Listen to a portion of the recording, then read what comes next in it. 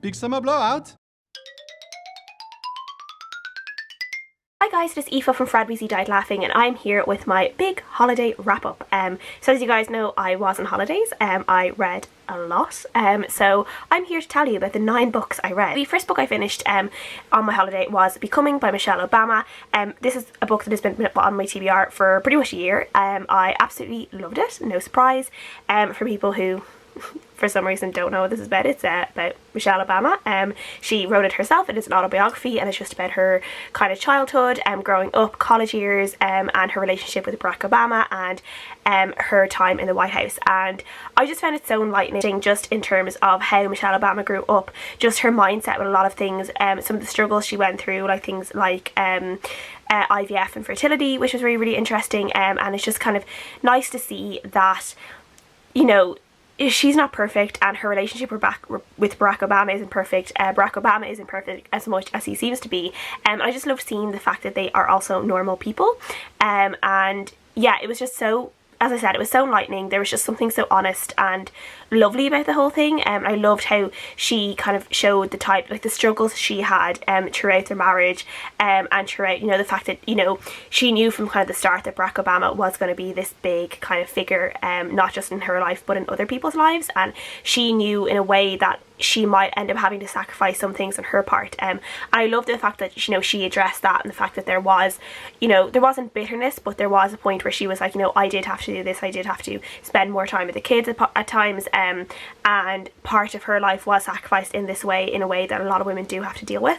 And it was just really nice being able to see that, and being able to, for her to be able to speak honestly about it. So I gave this a 5 out of 5 stars, and yeah, I really loved it. The next book I read was The Summer of Jordi, Perez, and I think it's The Best Burger in LA, by Amy Spalding. And it is about a girl called Abby who starts this internship in this kind of local clothes store, kind of fashion line, and she ends up interning alongside this girl called Jordi Perez, and very quickly she ends up getting a crush on her. And this is very much just a little, you know, summer in Abby's life, and her relationship with Jordi, and yeah, and some of Abby's struggles in kind of accepting herself. Abby is plus size, and she does plus size blogging, but she never actually, like, she talks a lot about like wearing clothes as a plus size girl, but doesn't actually kind of show pictures of herself, and is very self-conscious in that way, has a difficult relationship with her mother in terms of her weight and her eating.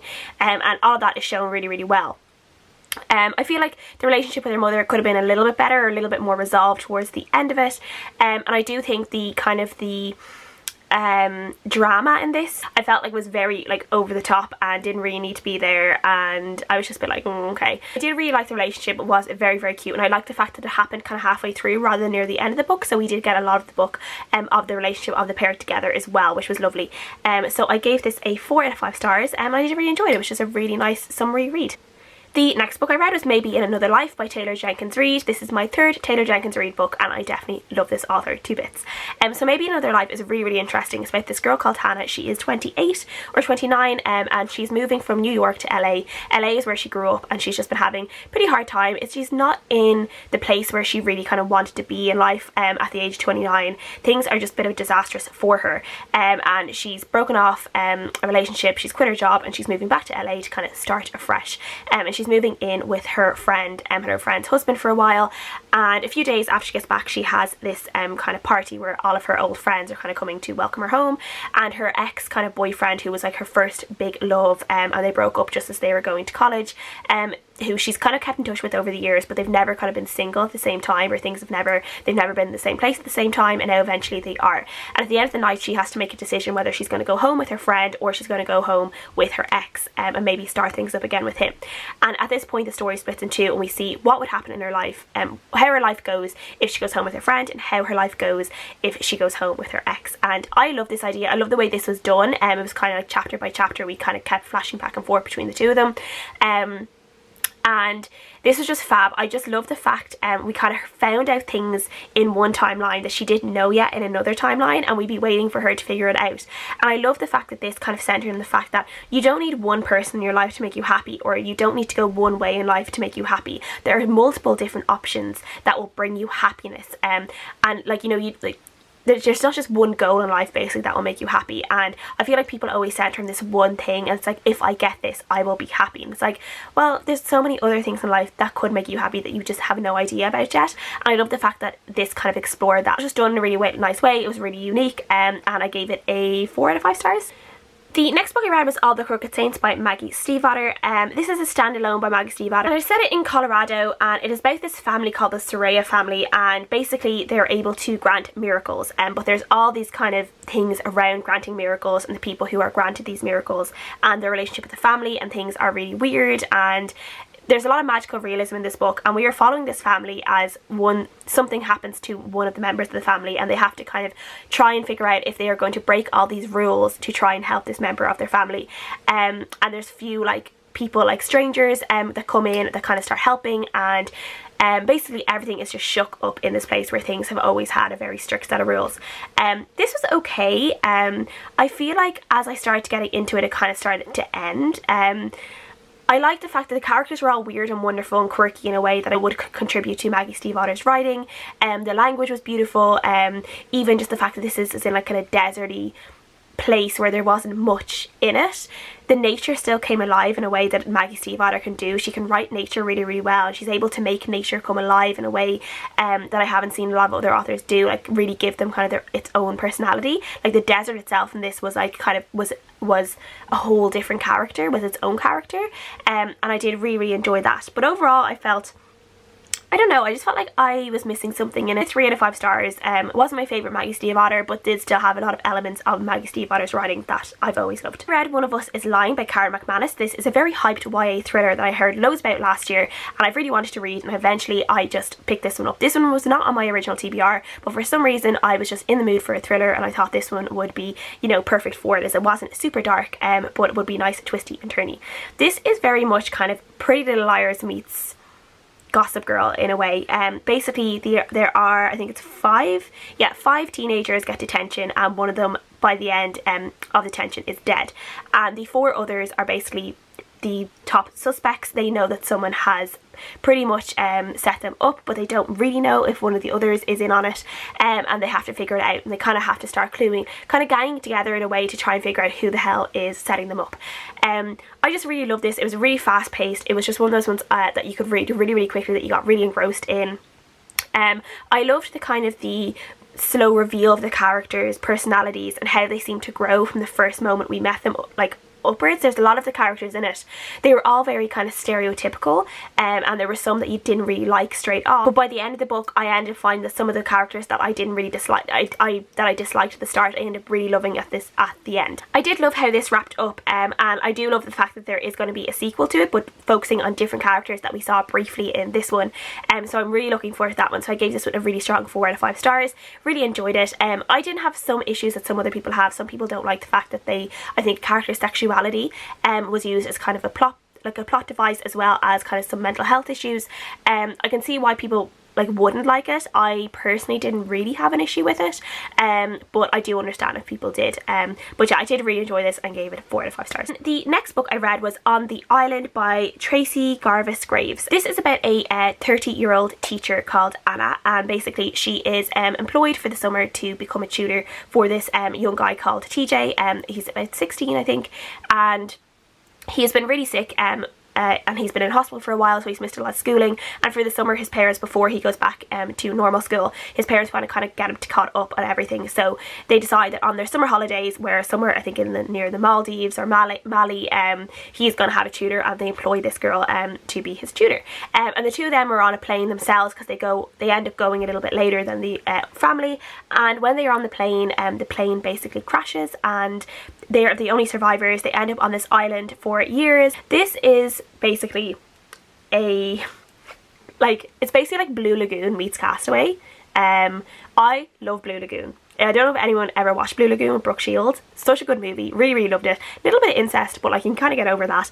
And this one has a lot of Blue Lagoon feels, except like there's obviously this age difference that's a little bit like so this is kind of a survivor slash romance book. The survival aspects, I feel like they just got really, really lucky, like super, super lucky. And I did like the fact that things weren't really, really simple for them. Like they did get like you know, they did suffer from some hunger. They did get some like a bit of probably like dysentery and like diarrhea, and yeah, at one point they get fevers. They have to suffer through storms. Though there's a part where like loads of their stuff like washes up on the beach, and I'm a bit like, okay, like I guess like some of it would, but like some of it washed up like months later, and I was like, that would be like probably eaten away by the sea and like whatever. And by now I can't really believe that. There are some, like, you do kind of have to pause your like, you know, what you believe could be true, what could actually happen. Pause your disbelief, I guess, for a while reading this. And I will say how they got rescued from the island, I was just like, oh god, okay, really didn't expect that. And yeah, so there is kind of like a divide in this book where it's like them on the island and them after the island, and kind of, you know, acclimatizing back into real life and their relationship and where it goes from there, like in normal society. And from there it kind of got a little bit, not boring for me, but I just like didn't really care anymore. I was more interested in them surviving on the island and how they would survive and stuff like that. So this one wasn't as like amazing as I wanted it to be, but maybe I had it hyped a little bit too much in my head. So it was like, it was fine, it was grand. There were just some bits that I was a little bit like, oh god, okay, come on. And yeah, so it was a 3.5 out of 5 stars maybe.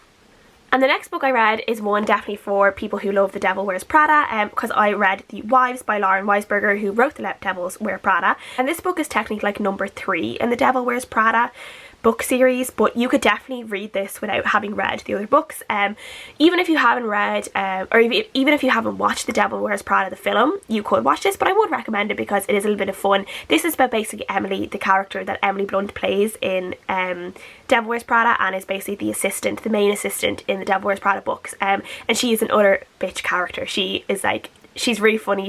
Would take down anyone who's in her way. And this book is about her, and it's about her a few years after she's not working for Miranda Priestley anymore. She's kind of like this like top star PR agent, and all the stars want her. But right now her job isn't really like, she has this like other person who's kind of taking a lot of her clients, and then she ends up going, I think it's like New York suburbia.